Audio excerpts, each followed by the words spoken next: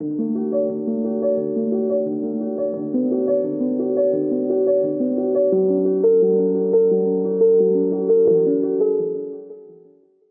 à tous et à toutes et bienvenue dans cette 381e rencontre, un endroit où aller, où ce soir j'ai l'immense plaisir de recevoir Alice Minier. Bonsoir Alice.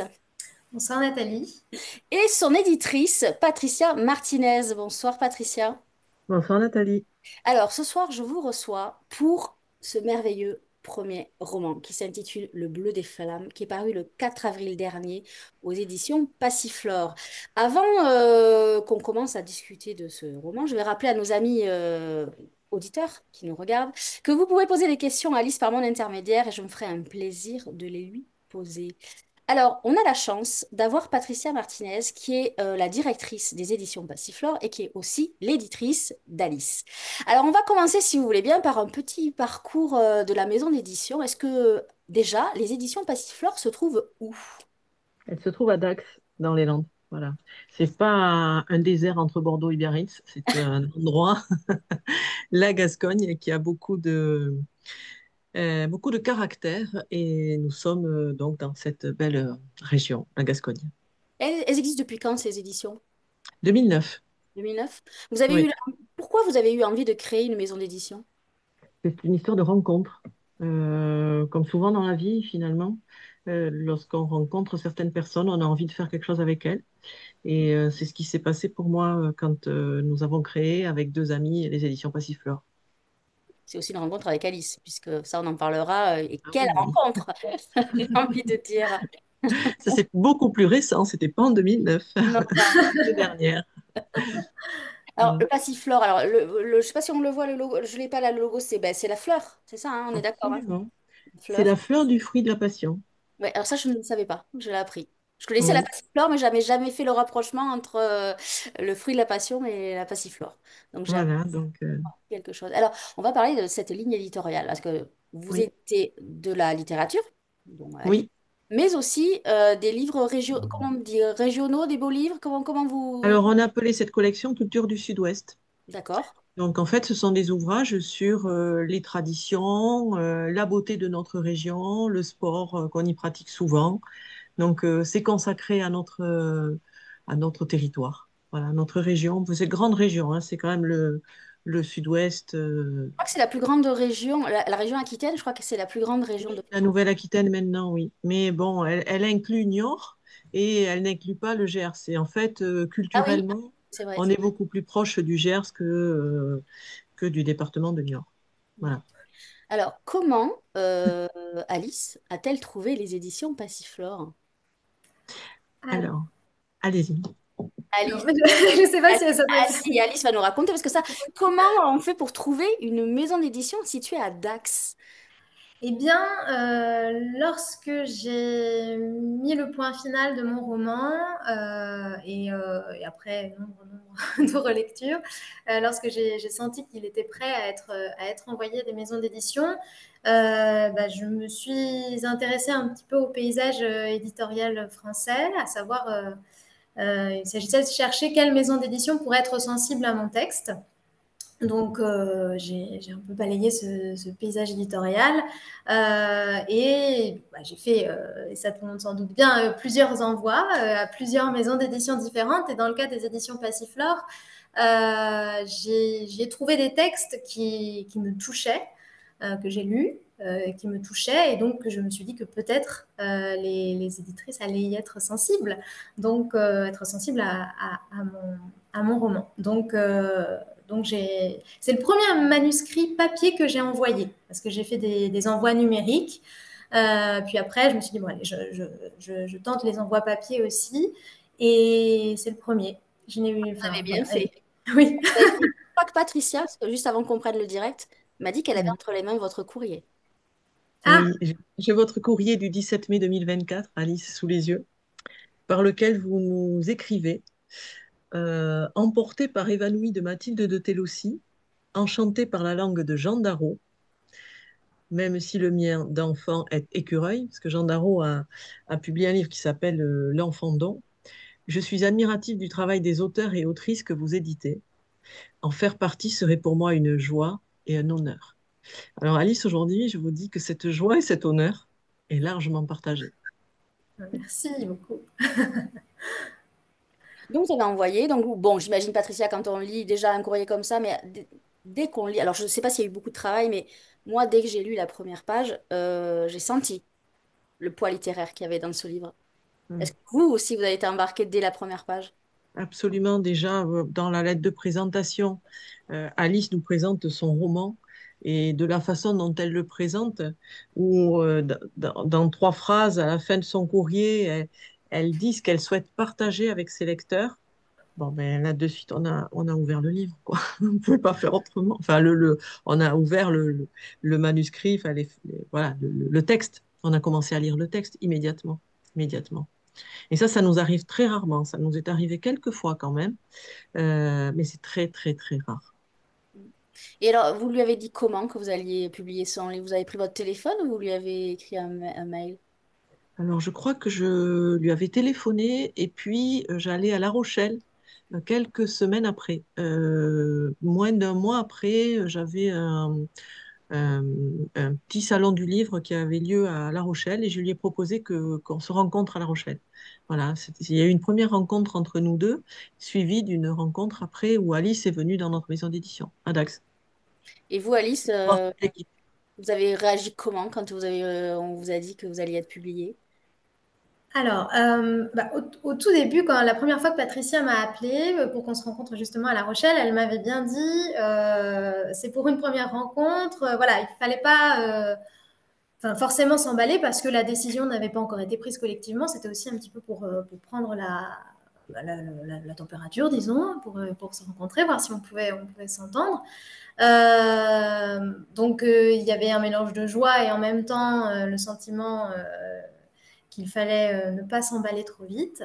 Et puis bon, ensuite la deuxième rencontre à Dax avec toute l'équipe. Et, euh,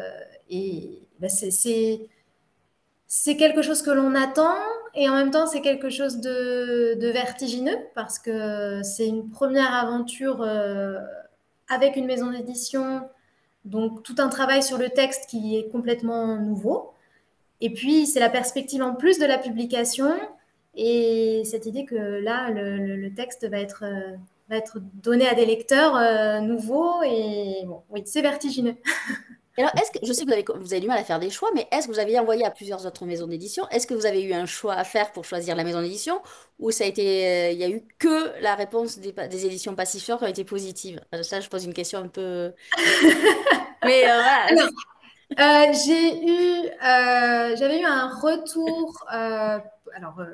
Je sais pas si je peux, enfin, je sais pas ce que je peux citer ou Non, mais vous pas. avez Mais eu Non, vous ne citez pas, mais juste savoir si vous aviez eu plusieurs retours positifs et que vous aviez dû faire un choix. Et Dieu sait, je sais que c'est compliqué pour vous de faire un choix, ou ça a été très simple, ben voilà, c'était eux et personne d'autre, quoi. alors, j'avais eu un retour positif d'une autre maison, mais un demi-retour positif, c'est-à-dire que les éditrices travaillaient à deux et une première éditrice avait manifesté son intérêt tout en me disant bien que voilà, il fallait que ce soit un choix collectif. Et donc, les choses se sont un petit peu succédées, c'est-à-dire que j'ai eu la réponse positive des éditions Passiflore peu de temps après avoir eu finalement la réponse négative. Et finalement, bah, comme ça, c'est l'idéal. J'ai pas eu de choix à faire. La vie m'a épargné cette difficulté. Aujourd'hui, je le dis pas parce que Patricia est là, mais c'est vrai que je suis très contente. Alors, Patricia me le disait, on est une petite maison indépendante, donc il n'y a pas forcément toute la visibilité qu'une maison d'édition parisienne peut avoir, par exemple. Mais j'ai été accompagnée de manière tellement familiale, avec, avec une telle prise en compte de mes choix ou de mes indécisions, en tout cas, une telle compréhension aussi de mon fonctionnement, que ce soit sur le manuscrit en lui-même, mais aussi pour tous les choix qui relèvent de la maison d'édition, qui sont le choix final du titre aussi, ça a été une discussion, un travail entre nous, mais de la couverture. Enfin, j'ai été impliquée. On m'a impliquée à chaque étape, et ça, c'est un sentiment fabuleux parce que j'ai jamais eu l'impression que le roman m'échappait. Je ne sais pas si certains auteurs peuvent parfois avoir ce sentiment-là dans d'autres contextes, mais en tout cas, moi j'ai cette joie-là puis d'échanger avec des gens que j'apprécie, ça c'est très agréable. Alors, Merci. on va en parler de la couverture. Je vais la partager tout de suite. On la verra mieux comme ça. La couverture, la voilà. Moi, je la trouve très belle. Euh, Mm. qui a choisi cette couverture au final? Qui a eu le dernier mot? Non, je sais plus. Moi, je sais plus. Alors, il y a une question de titre provisoire, hein, voilà, j'en ai parlé un petit peu en évoquant la lettre tout à l'heure. Il y avait le mot enfant dans le titre provisoire que qu'Alice nous avait proposé, le premier titre qu'elle nous avait proposé. Et puis l'écureuil, bon, voilà, qui a une importance. Voilà, ça, on va y venir en présentant le roman. Donc, ça a paru comme une évidence qu'il fallait un écureuil sur la couverture. Puisqu'on a enlevé le mot écureuil du titre. Voilà, on va aller directement. Voilà. Et donc après, on a trouvé une complémentarité entre les deux. J'ai la chance de travailler avec une personne qui s'appelle Manon Arnaud, qui est vraiment euh, une artiste d'une sensibilité rare, hein, et qui ressent euh, ce que, ce que les auteurs aussi peuvent aimer. Moi, je lui laisse une grande liberté. Et elle a cherché beaucoup d'écureuils pour pouvoir, de photographies, de dessins d'écureuils, pour pouvoir trouver celui qu'elle allait proposer en définitive à Alice. Mais je crois qu'on vous en a proposé plusieurs. On vous a proposé plusieurs couleurs, voilà, un petit panel. Et après, on a discuté à l'intérieur de l'équipe ici, on a discuté avec Alice jusqu'à ce que on trouve une entente parce que il faut bien sûr que l'auteur soit complètement en phase avec l'objet livre. En plus, vous jouez un peu avec le lecteur, parce que là, on a un écureuil, et dans le titre, on a la part des flammes. Donc, on se dit, il va y avoir un incendie, il y a un écureuil qui va mourir. C'est là où je voudrais que Alice, justement, nous résume en une minute pour qu'on sache de quoi il est question. Et après, on va rentrer dans le vif du sujet, parce que j'ai plein de questions à vous poser. Bon, alors je vais tenter d'être un peu synthétique. Eh bien, alors oui, effectivement, dans le titre, il est question des flammes parce qu'il y a un incendie initial qui se déroule. Donc, c'est le 14 juillet, fête nationale. Le premier feu d'artifice de la commune vient d'être tiré. Et on s'aperçoit, peu de temps après, on s'aperçoit de la persistance d'un nuage de fumée. Et en fait, eh bien, c'est la ferme de la famille Nicolas qui est en train de brûler. Donc voilà, là on est sur cette scène initiale.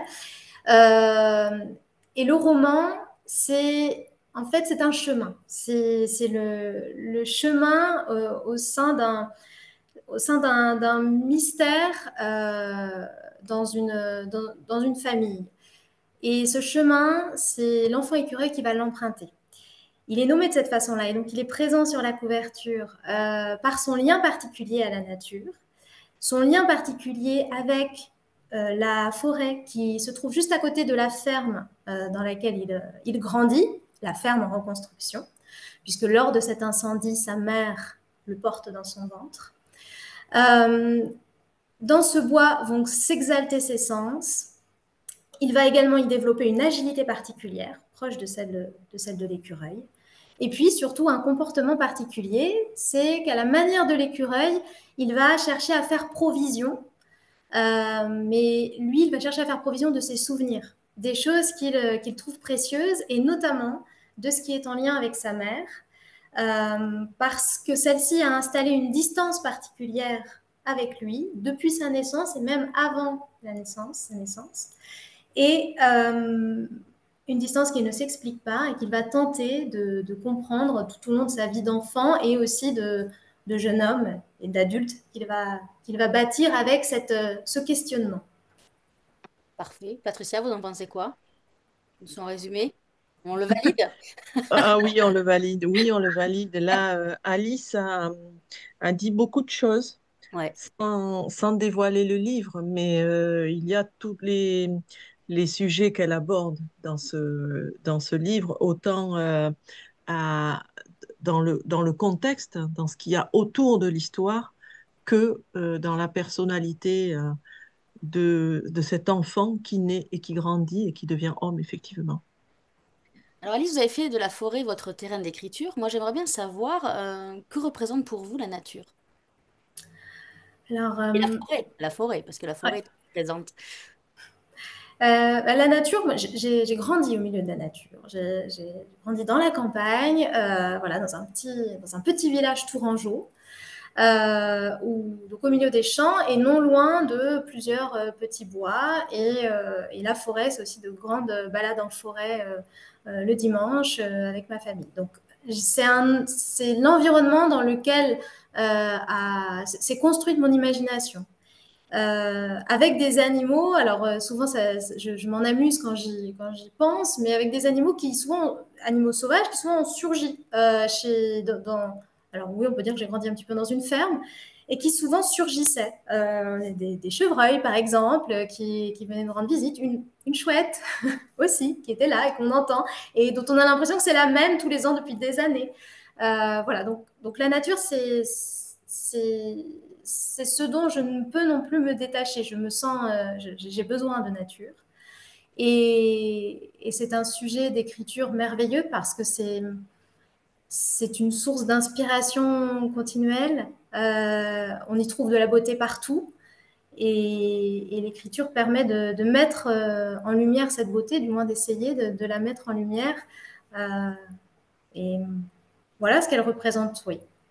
Donc c'était inconcevable pour vous d'écrire un premier roman qui ne parle pas de la nature. Je pense que quoi qu'il en soit, j'écris toujours avec la nature. Elle ne se trouve jamais loin. Je pense que même inconsciemment, même si j'ai écrit quelques nouvelles avant, et même lorsque le sujet n'était pas aussi, ne se développait pas autant dans la nature que pour ce roman, elle est toujours plus ou moins présente. Et oui, peut-être que là, je l'ai peut-être pas fait consciemment, mais oui, c'était une évidence. En plus, la nature, là, elle est double, parce qu'il y a la nature au sens strict du terme, mais il y a aussi la nature humaine, la nature de l'enfant écureuil, qu'est-ce qu'elle va devenir. Il y a beaucoup de thématiques, notamment très littéraires. Il y a la quête de soi, mais la quête des autres. Il y a la transmission. Ça aussi, c'est très important, parce que c'est le fil rouge de tout votre... Patricia, je parle sous votre contrôle, hein, si jamais vous n'êtes Ah pas oui, oui, oui, non, mais je vais vous arrêter, compte vous sur inquiétez vous pas. pour tout de suite dire ça. Va pas. Et donc, il y a aussi le pardon. Moi, j'ai trouvé qu'il y avait le pardon. Et ça, c'est quelque part, il est là en filigrane et très important. Moi, je voudrais. Donc, il est beaucoup question de transmission dans le Bleu des Flammes. Mais ça passe pas par les mots, la transmission chez vous. Ça passe par les silences, parfois les non-dits. Pourquoi avoir choisi cette forme de transmission? Parce que peut-être c'est la plus mystérieuse. Les transmissions qui passent par la parole, elles sont merveilleuses pour la construction de soi. Mais les transmissions silencieuses, c'est ce qui passe de génération en génération au sein des familles sans qu'on en ait eu conscience ou bien en ayant voulu le contraire. En ayant voulu précisément cacher des choses, les renfermer, ne surtout pas imposer à l'enfant quelque chose qui, à soi, nous a semblé lourd ou que l'on ne peut pas mettre en récit parce que on a trop de pudeur, par exemple. Et c'est comme si la vie forçait malgré tout. Elle va déposer en soi ces choses qui ont besoin d'être un jour mises en lumière, un jour expliquées. Et parfois, c'est pas toujours la personne qui a vécu une histoire particulière qui va pouvoir la mettre en récit, mais ce seront les générations suivantes parce que ces transmissions silencieuses se seront déposées là, sans bruit, dans les êtres. Pourtant, là, il me semble que la forêt, c'est loin d'être un lieu silencieux. C'est vrai. Mais j'aime bien les contrastes. Justement, c'est l'idée de mettre en contraste. C'est ça aussi, comme vous l'avez dit tout à l'heure, c'est la nature et c'est aussi la nature humaine faite de tous ces contrastes. Et ça, j'aime ça dans la vie, puis j'aime ça dans l'écriture aussi énormément. Et donc oui, bien sûr que la forêt, c'est bruyant. Euh, il y a tout un tas de bruits animaux, mais aussi des bruits végétaux, des grincements que l'on, qui parfois peuvent faire peur si on ne sait pas les comprendre. Et dans le roman, c'est vraiment là, pour le coup, le sujet d'une transmission, non pas silencieuse, mais bien exprimée par le personnage de la grand-mère auprès de son petit-fils, l'enfant écureuil. Alors justement, il y a des personnages. Alors votre héros principal, donc l'enfant écureuil, lui, il a une particularité, il est hypersensible. Oui. Comment on travaille justement sur... ben, comment on fait pour choisir de choisir... Comment vous avez choisi de mettre ce personnage au centre de votre histoire? Pourquoi l'hypersensibilité? C'est quelque chose qui vous touche? C'est quelque chose qui est très littéraire? Qu'est-ce que ça apporte, le fait qu'il soit hypersensible? Alors, c'est l'un et l'autre, à la fois quelque chose qui me touche et à la fois quelque chose de très littéraire. Euh, c'est très littéraire dans le sens où ça permet justement d'évoquer tous les sens. Et ça, c'est merveilleux dans l'écriture, parce que l'écriture donne cette liberté-là, que l'on peut autant parler des images que des sons, que des odeurs, que des goûts, que des sensations tactiles. Et donc ça, c'est merveilleux. Et ensuite, oui, ça me touche. Et je souhaitais mettre en avant un personnage qui soit, alors, hyper sensible ou très sensible. Et mettre en avant l'idée que c'est une force pour lui. Que ce qui peut au départ être perçu comme une faiblesse, finalement, est une force. Ça, c'est quelque chose qui me tient à cœur. Et peut-être surtout pour un personnage de petit garçon, parce que cette sensibilité, bien souvent, et peut-être surtout les petits garçons peuvent l'entendre, alors peut-être moins aujourd'hui, mais l'ont beaucoup entendu, qu'il faut s'endurcir, voilà, essayer de ne pas se laisser aller à toute sa sensibilité, alors qu'en fait, en fait, c'est une force. Alors qu'on leur demande de s'endurcir pour être moins vulnérable, moins fragile, mais c'est une erreur. Donc ça veut dire que votre personnage principal n'aurait pas pu être une petite fille. Oh bah, il aurait pu être une petite fille. Ce que j'ai aimé justement, c'est cette idée de contraste, c'est cette idée de faire de mettre en avant ce que... Parce qu'on reproche moins aux petites filles d'être sensibles. On le reproche un petit peu plus aux petits garçons. Et c'est dans cette idée de contraste aussi, et aussi au travers du personnage du père. Mm. Alors, je ne veux pas trop en dévoiler non plus, mais c'est la sensibilité de son quatrième, parce que c'est le Et alors, quatrième petit garçon de la fratrie, hein, c'est une fratrie de... ouais. Ils n'ont que des garçons, le couple Nicolas. Et c'est la sensibilité de son petit garçon et ce qu'il va être amené à faire auprès de son petit garçon qui... C'est tout... Ça va dévoiler une part de lui-même à ce Oui, père. tout à fait, c'est ça. Ça va dévoiler, ça va dévoiler une part de lui-même. Euh, et Il s'était peut-être refusé à entendre jusque-là. Et c'est la naissance de ce petit garçon qui lui a permis finalement de se découvrir. tout à fait. Alors, il y a plusieurs générations aussi, puisque donc donc, il y a les parents, mais il y a aussi la grand-mère. Comment on fait pour travailler justement les contrastes qu'il y a entre les générations? Parce que la grand-mère est très présente, elle est comme une conteuse en fait. Voilà. Alors, je précise que c'est un roman, ce n'est pas un conte. Même si on pourrait penser que malgré la langue, malgré, même pas malgré, votre langue est très poétique. Mais on reviendra après sur votre voix littéraire et sur la langue. Alors comment on fait pour travailler sur les différentes générations sans que ça soit pesant et sans que ça prenne le dessus? Parce que chacun a bien une place précise dans cette famille. Euh, alors, ça m'est difficile de répondre à votre question parce que je ne me suis pas tellement, je ne me la suis pas tellement posée au moment d'écrire. Euh, je pense que c'est parce que j'ai essayé de composer ce roman au travers du regard de l'enfant, au fur et à mesure de l'enfant qui grandit ensuite. Mais par exemple, le personnage de la grand-mère est extrêmement présent dans son enfance. Et donc, c'est le rôle qu'elle tient auprès de lui qui est mis en avant dans le chapitre qui lui est consacré et aussi dans d'autres, puisque tout s'entremêle. Mais oui, je dirais que c'est le fait d'avoir pris le point de vue de ce personnage d'enfant au départ et ce regard qu'il porte sur cette autre génération qui est celle de sa grand-mère et puis sur les rôles respectifs tenus par ses parents ou par ses frères. Parfait, moi ça me convient comme réponse. Donc, je vais revenir, je vais lire une phrase que Frédéric de Guelt a écrite sur votre roman. Et je crois qu'il fera l'objet d'un bandeau puisque le roman est en réimpression. Euh, C'est ça, exactement. Ça sera sur la quatrième de couverture. Donc, elle dit, ce roman est un mélange de grâce et de puissance, mais surtout, on y entre comme dans une forêt dont on ne voudrait plus sortir jusqu'à la dernière page. Un premier roman étonnant et rêveur. Alors moi, je vais rajouter que... Je suis d'accord, hein, je valide avec Frédéric. Moi, je voudrais revenir sur votre écriture. Euh, il y a bien marqué que c'est un premier roman, mais quand on le lit, on a l'impression que c'est pas du tout un premier roman. La langue est quand même, je parle sur le contrôle de Patricia, c'est quand même dingue. L'écriture que vous avez, les descriptions que vous avez, on a l'impression que nous, on est projeté dans la forêt, qu'on entend tous les sons, que tout ce que ressent l'enfant écureuil, on le ressent aussi. Mais que tous les personnages, hein, tout ce qui est dit, nous, on a l'impression d'être vraiment là comme une petite souris, puisqu'on va parler des animaux, et qu'on observe. Et elle est très poétique, votre langue, et très précise.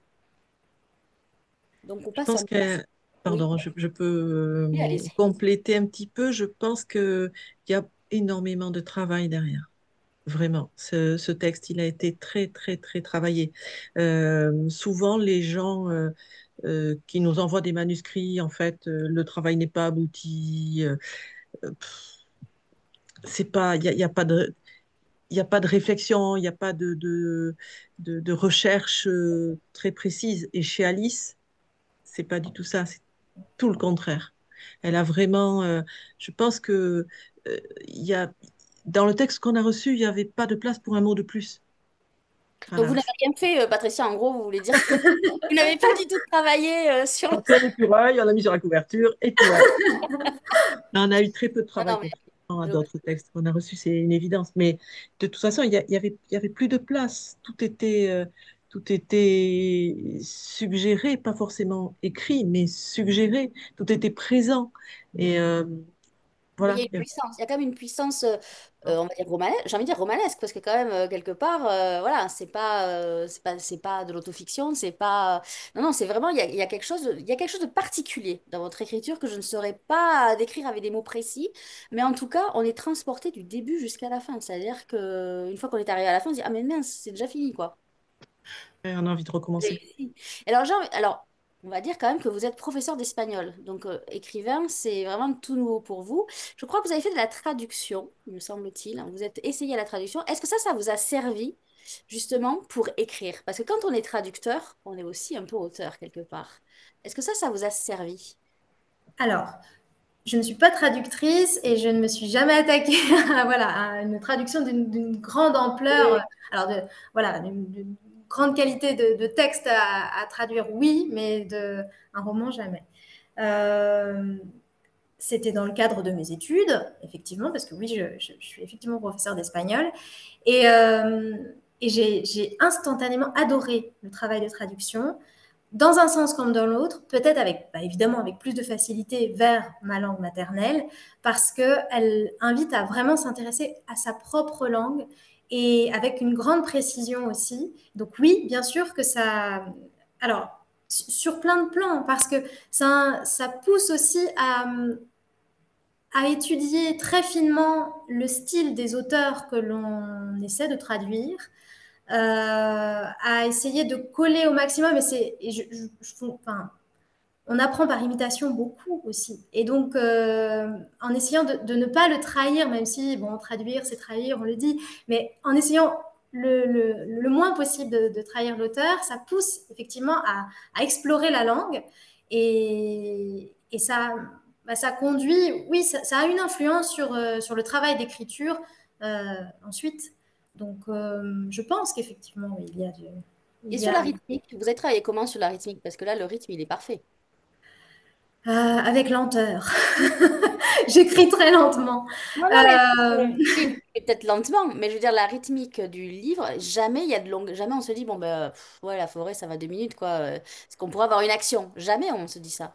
Jamais. Eh bien, justement, c'est en essayant de prêter attention à la construction à la fois globale du roman, mais aussi après au sein de chaque chapitre, et puis au sein de chaque paragraphe, et puis au sein de chaque phrase. Et c'est pour ça que je parlais de lenteur, c'est parce que donc je suis très très lente pour écrire, parce que j'essaie de prêter une attention maximale aux moindres détails, mais que cette attention-là puisse se répercuter aussi sur l'ensemble.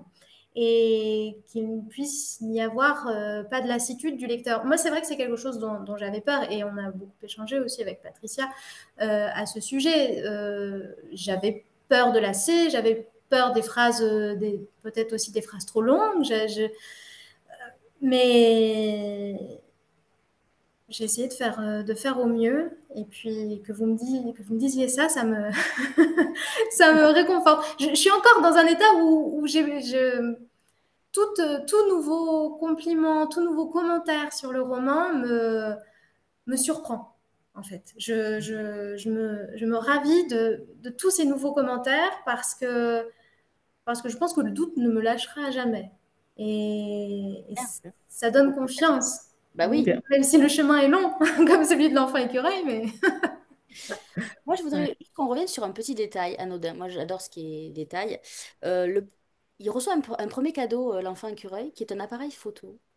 Et moi, je voudrais savoir si cet appareil photo, c'est pour que ça soit un miroir quelque part, comme la nature est le miroir un peu de son état intérieur. Est-ce que c'est ça aussi, le fait qu'il ait un appareil photo? J'aime bien les détails, hein. Alors, je suis peut-être partie très loin, mais je me suis dit, est-ce que c'est pas une manière, la photographie et l'appareil photo, d'avoir un miroir, en fait, qu'il voit comme un miroir, que ça lui rend quelque chose? Alors, oui, tout à fait. Euh, il y a effectivement, oui, cette notion de miroir, il y a cette notion de regard qu'il porte sur le monde, parce que toute personne qui aura un appareil photo entre les mains, eh bien, ne prendra pas la même photo que le voisin, parce que le regard porté sur l'environnement ne sera pas le même. Donc, il est aussi question de son regard sur le monde, et dans son cas, il y a aussi cette idée de conservation, de conserver l'instant, et c'est un moyen de le fixer sur la pellicule et de le fixer aussi dans sa mémoire. Euh, donc, oui, miroir, regard, conservation. Quel regard, vous portez, maintenant que vous l'avez écrit, votre livre, sur votre histoire et sur l'enfant écureuil, avec le recul? Euh, il il m'accompagne encore.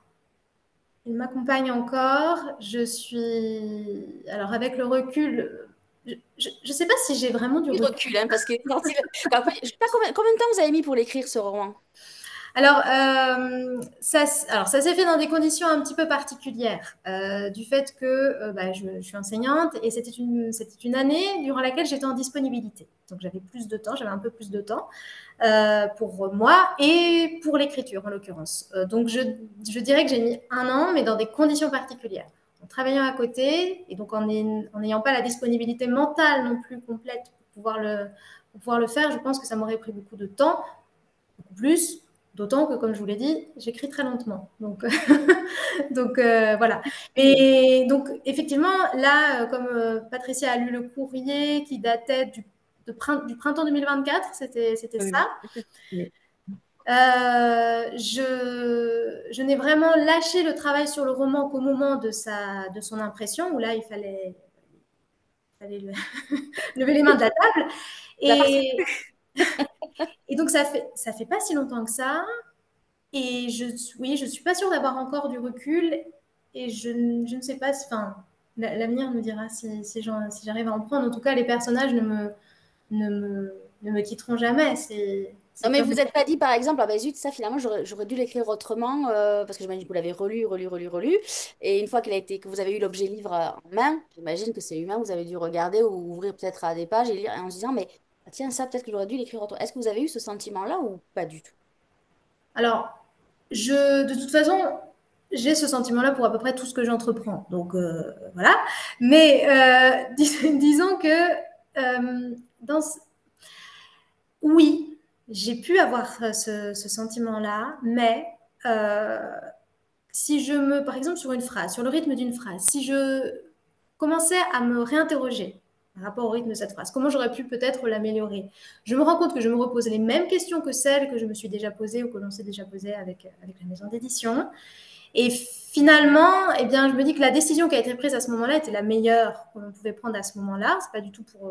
Mais, et que si je venais modifier des choses maintenant, parce qu'évidemment que ma manière d'écrire à présent serait forcément différente de celle qui était la mienne au moment d'écrire ce roman-là, mais tel qu'il est, il représente. Alors, je vais rendre au fils de Patricia son expression, je vais lui, qui a dit que c'était une photographie de mon écriture à un moment donné, Loïc. Ah ouais, c'est pas mal. Et j'ai trouvé la formule très belle. C'est vrai. Et il faut apprendre à aussi ne plus vouloir toujours tout retoucher et, et laisser aller. Ben, c'est rassurant, j'ai envie de dire, Patricia. Elle va pas tout Oui, refaire. Pour quelqu'un ouais, qui c'est a du mal à faire des choix, je pense que là, vous avez bien répondu. Vous n'avez pas hésité à répondre. Autant vous avez des problèmes pour faire des petits choix anodins, mais là, pour répondre à des questions précises, Alice, vous en servez. C'est nickel. ouais. Après, moi, je voudrais revenir un petit peu sur le fait que Alice conserve une relation avec ses personnages, mais ça m'étonne pas. Il est tellement attachant, ce petit garçon. Même à l'âge adulte, on a, on aurait envie d'être son ami. Euh, voilà, c'est un peu ce que dit Frédéric aussi. On est dans une forêt qu'on n'a pas envie de quitter avec ce roman et ce petit garçon qu'on ne prénomme pas en fait. Voilà, c'est l'enfant écureuil. On a Il envie n'y a pas de nom, il de, n'y a pas de prénom, c'est vrai. Oui. on a envie de le garder avec nous. Et quand on se promène en forêt, finalement, maintenant, plus qu'avant, il m'arrive de lever les yeux et d'être plus observatrice qu'avant. Et il y a quelques livres comme ça qui ont modifié mon regard sur des choses. Et merci Alice d'avoir fait évoluer un petit peu mon regard par rapport à la forêt. Voilà. Et Je j'espère crois que Patricia, je ça crois que vous peut avez aller. fait quelque chose de très compliqué, quoi. Pour moi, paraît très compliqué. Vous avez amené Alice en forêt, vous avez convié des lecteurs et vous lui avez Oui. fait lire Ouais. dans le Ouais, livre génial. des Génial. passages de son livre. Alors, qui a choisi déjà les passages du livre? C'est Alice qui a choisi ou vous lui avez imposé des passages? Mais comme d'habitude, on l'a fait ensemble. Ah, Voilà. Voilà. Voilà. ah c'est Alice a sympa. proposé des choses. Alice a proposé des choses. On a regardé parce qu'il y avait une question de timing aussi. Voilà, il ne faut pas que ce soit trop long ni trop court. Euh, et voilà, elle a proposé. Moi, je proposais juste des petites évolutions. Et puis voilà, c'est arrivé sur un choix final qu'on a testé 2 fois, puisqu'on l'a fait ben, ce début de semaine. Chaque fois, pas très loin de l'eau. L'eau était assez présente aussi. La forêt, mais il y avait l'eau aussi. Je sais pas, c'était un hasard peut-être, mais le C'est bleu des bien. Landes, Non, le ça, bleu dans le des milieu Landes. aquatique. Le milieu aquatique va servir de sujet au prochain roman d'Alice. Alors, Alice, ça fait quoi de lire son livre en pleine nature? Est-ce que ça change quelque chose? Euh, alors, déjà, l'exercice était nouveau pour moi. De lire mon propre texte à voix haute devant un public qui, pour la plupart, ne le connaissait pas. C'était un exercice nouveau, un exercice que j'ai beaucoup aimé, qui m'est plus facile que de devoir synthétiser, que de devoir parler du roman. Là, il me suffisait de livrer le roman et ça, c'était, disons, plus confortable pour moi. Et dans ces environnements naturels, au milieu de la nature, voilà, c'était une mise en contexte pour moi et pour les personnes présentes qui donnaient encore plus de vie à l'enfant écureuil, qui donnaient encore plus de vie au passage qui était lu. Et donc on a essayé de choisir des passages qui n'en dévoilaient pas trop, mais qui pour autant étaient vraiment en lien avec la forêt. Et je pense que la mayonnaise a pris. C'est pas la plus jolie expression que je puisse trouver pour. Il y a mieux, je pense, mais là, voilà, c'est celle qui me vient. Euh, et, et oui, pour moi, ça a été un exercice nouveau, impressionnant, mais très agréable aussi. Parce qu'il était là, enfin, l'enfant écureuil était là, les personnages étaient là, ils étaient avec nous. Je vous Ouais. engage à aller voir, si vous allez sur le site de Passiflore, donc édition-passiflore.com, il y a un extrait sur YouTube de la lecture d'Alice et je vous engage vraiment à aller l'écouter parce que vous allez voir, vous connaîtrez sa langue, vous verrez comment elle lit et vous verrez l'environnement qu'il y a autour. Donc c'est un joli moment. Je crois que c'est aussi sur votre page Facebook et nous on remettra un lien vers cette lecture. Euh, Ouais. Quelles sont vos influences littéraires, Alice? Elles sont nombreuses, elles sont multiples. Euh, je... Moi, mes premiers souvenirs d'écriture, ils sont très, très anciens. J'ai commencé à écrire quand j'étais vraiment petite. Donc, peut-être que mes premières influences littéraires, ce sont mes parents. C'est les histoires que mon père me racontait pour m'endormir. Ce sont les livres que ma mère me lisait. Et je pense que là, c'est là que l'étincelle a surgi. Mais ensuite, je suis sensible à l'écriture de tant d'auteurs. Je pense à Romain Gary, je pense à, alors si on parle de littérature hispano-américaine, Luis Sepúlveda, euh, Marie-Hélène Lafon plus récemment, Miguel Bonnefoy aussi, là pour un peu mixer aussi les deux, littérature française et hispano-américaine. Euh, Cécile Coulon, que j'ai lu aussi dernièrement, et également Christian Bobin, bien sûr. Euh, et je dis bien sûr parce que je sais qu'un conseil de lecture va m'être demandé, il Oui. est en lien. Et tout à l'heure, vous inquiétez pas. Ah non, D'ailleurs, non, mais je ne veux pas déflorer la fin de l'émission, pardon. il me semble que Marie-Hélène Lafon est dans la... Et puis, il y a un livre qui est publié aux éditions Passifort où il y a des auteurs qui sont... c'est ça, il me semble que j'ai vu passer dans le catalogue. Oui, on a un partenariat avec une association d'universitaires qui organise chaque année à Bordeaux un colloque avec un auteur de renommée internationale. Donc, effectivement, il y a François Cheng, il y a Marie-Hélène Lafont, il y a Eric Emmanuel Schmitt, il y a Amin Malouf, voilà, et j'en oublie certainement. Ils vont aller voir sur le Tahar site. Benjeloun, oui, voilà, oui, oui, bien sûr. Passiflore, Bien sûr. allez voir tout le Ouais. catalogue possible et inimaginable. Et si vous voulez acheter ce soir, dès ce soir, le livre, vous pouvez aller sur la page de la rencontre sur le site Un endroit où aller. Vous aurez un lien direct vers les éditions Passiflore ou une librairie indépendante. Ouais. Qu'est-ce que je voulais vous poser comme question? Il y a des questions qui sont arrivées pour vous, justement. Et la première, c'est Claude qui vous la pose. Elle demande, vous souvenez-vous du moment précis où l'idée de ce roman vous est venue? Alors, je suis désolée, Claude. Vous devez attendre certainement un moment précis. Non, je ne me souviens pas d'un moment précis. Je sais que le roman m'est venu par ce personnage de l'enfant écureuil et par ce qu'il m'offrait comme possibilité. C'est-à-dire, ce roman traite aussi de la peur de l'oubli. Et quand l'enfant écureuil cherche à faire provision de ses souvenirs, c'est précisément pour éviter l'oubli, pour conserver tout ce qu'il trouve précieux. Et il trouve, parce qu'il est sensible, à peu près tout précieux. Et donc, c'est par ce personnage-là que ce roman m'est venu et toute l'histoire s'est tissée autour de lui. Mais non, je ne me souviens pas le moment précis. Thierry demande si l'écureuil est votre animal totem. Peut-être, parce que peut-être que l'on partage cette volonté ou cette tare, je ne sais pas trop, de vouloir, de ne rien vouloir oublier, de tout vouloir garder, conserver, les objets, les photographies, de ne rien savoir jeter. Peut-être pour ça, pas pour l'agilité, je suis pas, non, non. Voilà, je suis plus contemplative qu'active, mais évidemment qu'on partage des choses. Mais je peux pas faire de choix, alors je vais pas choisir non plus un animal pour. Non, non. D'ailleurs, vous l'avez dit, hein, on est à la fois l'animal que la nature veut qu'on soit et à la fois l'animal que l'on choisit d'être. C'est vous qui l'avez écrit. Oui, c'est la, c'est la grand-mère qui le Ouais. dit. Alors, Aurélie, elle, voudrait savoir, pensez-vous que les silences familiaux pèsent plus fort que les mots, que la mémoire se transmet parfois malgré nous? Oui, bien sûr.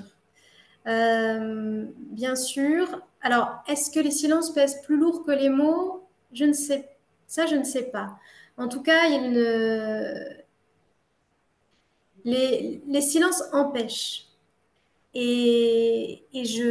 Alors que les mots dont on peut penser qu'ils sont trop lourds, on peut penser que transmettre des histoires familiales lourdes, ça peut être pesant pour l'enfant. Alors qu'à l'inverse, c'est le récit qui va lui donner de la légèreté et qui va lui donner le pouvoir de s'approprier son histoire. Alors que le silence, euh, oui, il empêche et il va forcer quelqu'un, à un moment, à mettre des mots et à creuser, un peu comme l'écureuil dans le bois. Ça va forcer à creuser. Alors, ce sera libérateur pour tout le monde. Hein. C'est libérateur pour la personne qui, en elle, a ce silence qu'elle va parvenir à expliquer. Et puis, ce sera aussi libérateur pour les générations d'avant. Euh, donc, je ne sais plus s'il y avait une autre partie dans la question, à savoir si l'un pesait plus lourd que l'autre. Euh, Et alors, attendez, je reprends sa question. Et que la mémoire se transmet parfois malgré nous. C'est la oui, deuxième partie de la question. bien souvent, lorsque l'on veut cacher quelque chose, Oui. c'est là que ça Oui. surgit un moment, bien sûr. Alors, je vais faire une réparation parce que tout à l'heure, j'ai dit que c'était Claude qui avait posé la première question, mais c'est Florence. Et Claude, là voilà, la deuxième question, c'est la nature sert-elle de cocon pour la transmission transgénérationnelle dans votre livre? Ah, dans le cas de la grand-mère et de l'enfant, oui, tout à fait. Euh, et puis, la nature, elle est dans la question de la relation entre la mère et l'enfant, elle va plutôt être suggestive. Euh, elle va donner des indices, elle va permettre des filatures de l'enfant par rapport à sa mère. Donc, elle change de nature, la nature. Et, mais oui, elle peut tout à fait être un cocon pour la Alors, transmission. Didier, lui, est très curieux. Il voudrait savoir s'il y a un lieu naturel, une image sensorielle qui a guidé l'écriture du roman. Il y en a plein, mais peut-être. Je pense que quand j'ai écrit ce roman, je vivais en bord de mer. Bon, la mer apparaît On un peu. revient au milieu aquatique, attention. Hein. Oui, oui, oui, oui, c'est vrai. Quelque chose de très intéressant, ça, Alice. Préparez-vous, Patricia, Euh, le milieu aquatique, je pense que vous allez l'avoir hein, bientôt. et j'étais assez loin des forêts que j'ai connues enfant. Et je pense que j'ai cherché à les faire revenir à moi. Donc, toutes mes images d'enfance. Forêt d'ailleurs, ou même le petit jardin avec les quelques arbres qu'il peut y avoir juste à côté de la maison. C'est c'est des sensations, ce sont des sensations du passé que j'ai essayé de faire revenir pour l'écriture. Mm. Alors, Florence a une autre question, c'est qu'est-ce qui vous a le plus surprise dans le fait d'écrire un roman? Ce qui m'a le plus surprise dans le fait d'écrire un roman. Euh, Vous en étiez capable? Non, je plaisante. Ouais. Non, mais c'était à ça que je pensais. J'étais capable d'aller au bout et que j'étais capable de faire des choix, de me dire, ah mais finalement, je suis C'est une capable. thérapie, hein. Cette rencontre est une vraie thérapie pour Alice, je pense. Euh, mais les personnages nous surprennent aussi. Les personnages peuvent nous surprendre. Ils peuvent se mettre à avoir des pensées, des comportements qui nous poussent à nous interroger sur ce que l'on a à l'intérieur quand on est en train d'écrire. Et Mm. justement, est-ce que l'enfant écureuil il vous a amené là où vous ne vouliez pas aller? Voilà. J'allais, pardon, excusez-moi d'intervenir, mais c'est vrai que j'ai eu plusieurs témoignages d'auteurs qui nous ont dit qu'ils avaient essayé de terminer leur livre différemment et que c'était pas possible, quoi. Les personnages, ils ramenaient toujours à quelque chose d'autre, que finalement, à un moment donné, ce sont eux qui commandent. Est-ce que c'est ça, Alice? C'est ça, oui, oui. Oui, dans mon cas aussi. Non, il est allé là où il devait aller au moment où il a surgi dans ma tête et sur le papier. Euh, donc, voilà. Et il vous a embêté un peu ou pas? Ah, ah, on est copains. C'est ça, il y a la même hypersensibilité. C'est ça. Il y a du mimétisme, il y a quelque chose entre Mm, l'enfant écureuil et Alice, quelque c'est part. possible. Je pense que oui. Je regarde s'il n'y a pas une autre question. Il me semble qu'il y avait une autre question. Quel a été le déclic qui vous a donné le courage de commencer à écrire ce premier roman? Est-ce qu'il y en a un autre que vous aviez écrit avant celui-là? Et pourquoi celui-là, il fallait le publier? Euh, bon, comme je vous l'ai dit tout à l'heure, j'ai toujours eu le besoin d'écrire sous différentes formes. Je, je n'ai fait lire vraiment mes écrits qu'assez tardivement. Et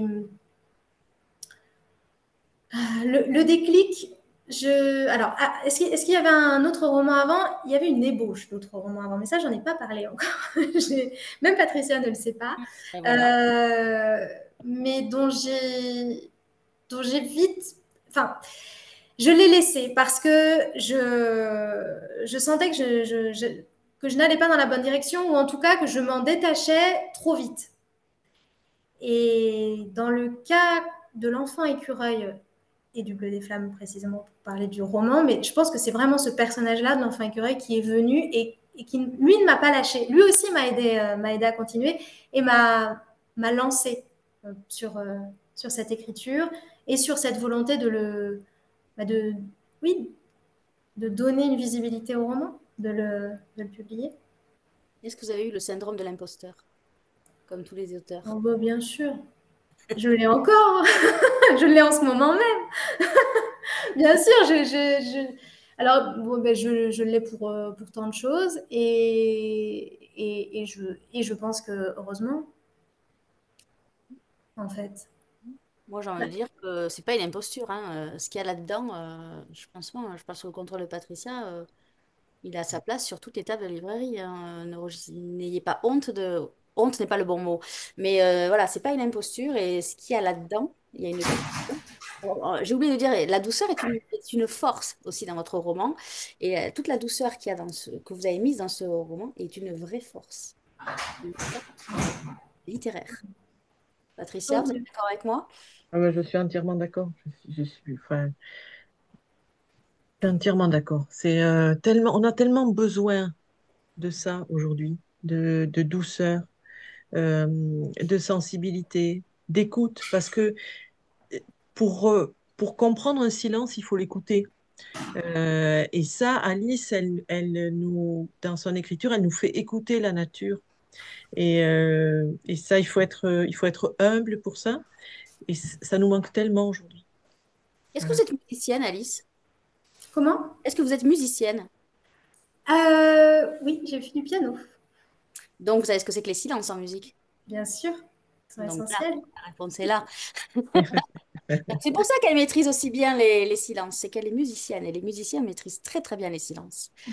C'est c'est une partie de la partition, le silence, hein. Il y a quand même, mais partout, au cinéma aussi, le silence et en littérature, partout. Mais vous Mm. maîtrisez particulièrement bien les silences, j'ai envie de dire. Peut-être qu'on aura des silences dans un aquarium. Patricia, préparez, moi je vous le dis, je vous le signe. Est-ce que Alice pourrait nous faire un conseil de lecture? Oui, je peux vous faire un conseil de lecture. Bon, je suis en On train va de vous tous partir en dire. vacances et on ne sait pas quoi lire. Même moi, je ne sais plus quoi lire là. J'ai rien à lire, sauf 484 romans qui sortent à la rentrée littéraire, mais j'aimerais bien lire un livre conseillé par Alice Migny. Mais comme je vous l'ai dit tout à l'heure, moi, j'aime énormément l'écriture de Christian Bobin. C'est difficile de faire un choix. Voilà, non, je vais vous dire parce que je l'ai lu peu avant ou pendant que j'écrivais le Bleu des Flammes. C'est La Grande Vie de Christian Bobin. Il est question de nature, il est question d'enfance, il est même question d'écureuil, si vous voulez chercher. et, euh, et ce sont des vraies petites perles. Chaque phrase est une perle. Chaque paragraphe crée une autre perle. Et voilà, c'est un livre à boire à petite gorgée. Alors, vous avez dit que vous aviez lu des livres des éditions Passiflore avant d'envoyer votre lettre. Quel livre nous conseillerez-vous publier chez votre éditeur? Ça, c'est une question méchante. Oui, terriblement Sans méchant. Mais surprise. qu'est-ce que vous me conseilleriez qui est publié par Patricia? Eh De bien, celui que vous avez lu, je veux pas dire que celui que vous allez pas citer n'est pas mauvais, c'est pas ce que je dis. Est-ce qu'il y en a un que vous auriez envie que je lise particulièrement? bon, Patricia a cité déjà deux auteurs tout à l'heure, en lisant ma lettre de présentation. Je vais ajouter Chantal Deschéry ainsi qu'Un lion dévorant. Ouais. Ce nouveau roman est paru à peu près en même temps, au printemps, à peu près en Avec même une temps que le sublime mien. couverture aussi. Oui, Mm. tout à Ah, fait, avec je l'ai repéré, la le couverture. lion. Le lion, c'est vrai qu'elles sont sublimes. Alors, il est pas orange, non, il est pas orange, je sais Il plus. est plus rouge Il vif, est plus, oui, il est ouais, plus. un peu plus rouge. Alors Voilà. moi, mon conseil de lecture, le voilà. Ça s'appelle Euh, Le Bleu des Flammes. C'est écrit par une primo-romancière qui s'appelle Alice Minier. Je vous engage réellement à aller en librairie. Soit vous le trouverez, soit vous le commandez. N'hésitez pas à commander les livres chez vos libraires s'ils ne les ont pas sur les tables. D'ailleurs, c'est une erreur s'ils ne les ont pas sur les tables, mais on ne peut pas tout avoir. Les librairies ne sont pas extensibles.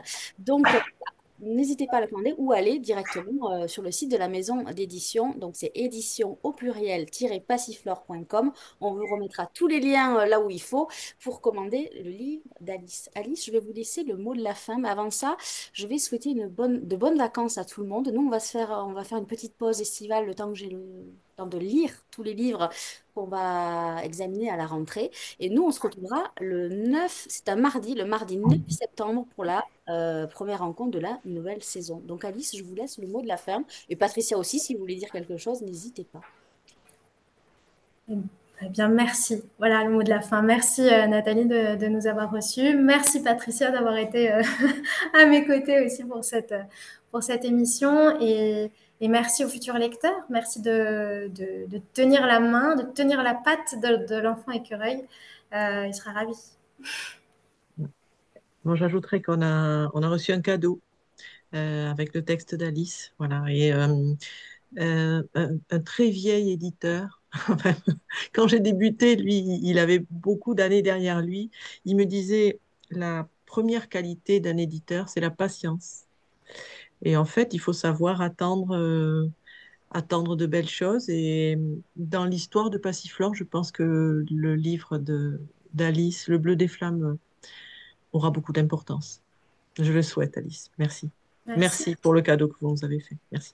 Merci beaucoup, mesdames. Merci pour ces jolis mots. Alice, j'espère que vous les avez bien reçus parce que c'est très rare d'avoir son éditrice en direct dans une émission qui dit autant de belles choses à son auteur. Je vous souhaite à tous de belles vacances et surtout déjà une bonne soirée. À très bientôt.